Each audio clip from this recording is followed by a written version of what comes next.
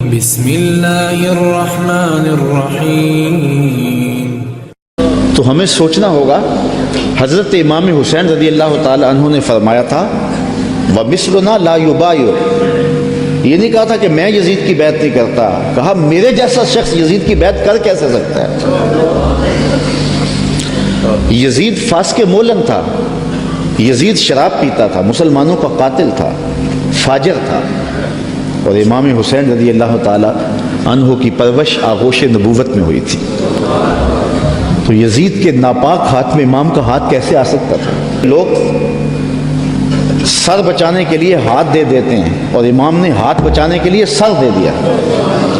اور تاریخ کربلا کی پڑھیں، آپ کو نیزوں کے اوپر سر نظر آئیں گے، آپ کو گھوڑوں کی ٹاپوں پہ روندے جانے والے لاشوں کا تذکرہ ملے گا، لیکن امام کے ہاتھوں کا ذکر آپ کو کہیں نہیں ملے گا۔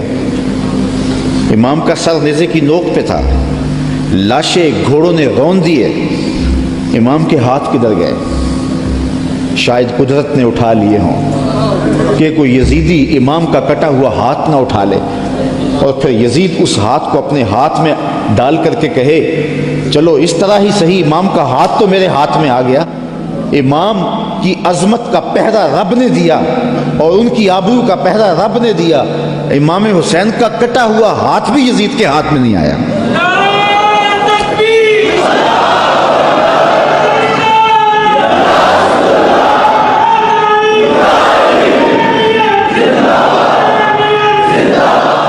اور اس ہاتھ کو بچانے کے لیے مدینہ چھوڑا۔ مدینہ چھوڑنا کوئی آسان تو نہیں ہے نا، 8 دن کے لیے آج ہی جاتا ہے نا، مدینے میں رہتا ہے، اور جب چھوڑتا ہے تو قیامت ٹوٹ رہی ہوتی ہے۔ کسی نے پوچھا تھا عمرے اور حج کا ماجرا، تو میں نے کہا تھا کعبۃ اللہ پہ پہلی نظر مشکل ہے، اور روضہ رسول پہ آخری نظر مشکل ہے۔ تو 8 دن رہنے کے بعد وہاں سے پلٹنا قیامت ہوتا ہے۔ اور جس نے زندگی مدینے میں گزاری ہے، جو پیدا مدینے میں ہوا، جس کے گھر کا دروازہ مسجد نبوی کے اندر کھلتا ہو، جس کا مسکن اور مولد مدینہ ہو، تو اپنی فکر کی آبیاری کے لیے اور یزید سے اپنے ہاتھ کو بچانے کے لیے آپ نے وہ شہر مدینہ بھی چھوڑا، شہر خوبہ بھی چھوڑا، پھر مکہ المکرمہ بھی چھوڑا۔ اگر حضرت امام حسین رضی اللہ تعالیٰ عنہ کا مدعا سلطنت کا حصول ہوتا تو اتنے تھوڑے لوگوں کے ساتھ آپ کبھی بھی سفر نہ کریں۔ ٹوٹل 145 افراد ہیں، بچوں اور خواتین کے سمیت، اور سارا مدینہ آپ کا مرید ہے۔ ترماح بن عدی بن حاتم راستے میں ملتا ہے تو 30,000 کا لشکر آپ کی پشت پہ کھڑا ہونے کا اندیا دیتا ہے۔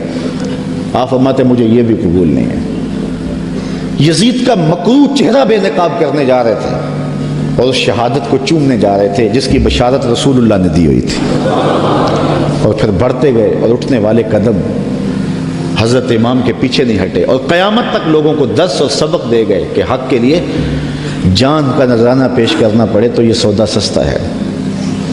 آج دین کی قدریں پامال ہوں اور ہم ڈھب سے بات بھی نہ کر سکیں، تو میں پوچھتا ہوں کیا حجرہ فاطمہ سے بڑی بھی کوئی خانقاہ ہو سکتی ہے؟ کیا حسین ابن علی سے بڑا بھی کوئی سجادہ نشین ہو سکتا ہے؟ تو جب انہوں نے حق کے لیے اپنا سب کچھ لٹا دیا، تو مجھے اور آپ کو اپنی زندگی کی ایک ساتھ کو دین کے لیے پیش کر دینا ہوگا۔ حضرت امام حسین رضی اللہ تعالیٰ عنہ نے یزید کی بیعت سے انکار کیا، اور اس میں ہمارے لیے سیکھنے کی یہ بات ہے کہ ہم کبھی بھی کسی ظالم کے ہاتھ پہ بیعت نہ کریں۔ یہ جو مصلی کی امامت ہے، میں اپنے اس جملوں پہ آپ کی توجہ چاہوں گا۔ یہ جو مصلی کی امامت ہے، یہ امامت صغرا ہے، چھوٹی امامت ہے، اور یہ تخت و تاج کی امامت جو ہے یہ امامت کبریٰ ہے، بڑی امامت ہے۔ ہم چھوٹی امامت کے بارے میں تو اتنے حساس ہیں کہ اگر کسی کے پاؤں کی انگلیاں بھی اٹھ جائیں تو ہم اس کے پیچھے کہتے نماز نہیں ہوگی۔ اگر کسی شخص کی داڑھی کا سائز چھوٹا ہو تو ہم اس پہ احتیاط کرتے ہیں کہ اس کے پیچھے نماز واجب الاعادہ ہے۔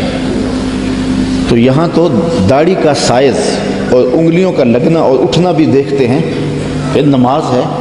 تو امامت صغرا میں ہماری یہ احتیاط ہے، اور جہاں امامت کبریٰ کا معاملہ آئے وہاں آنکھیں بند کر کے بیٹھ جائیں۔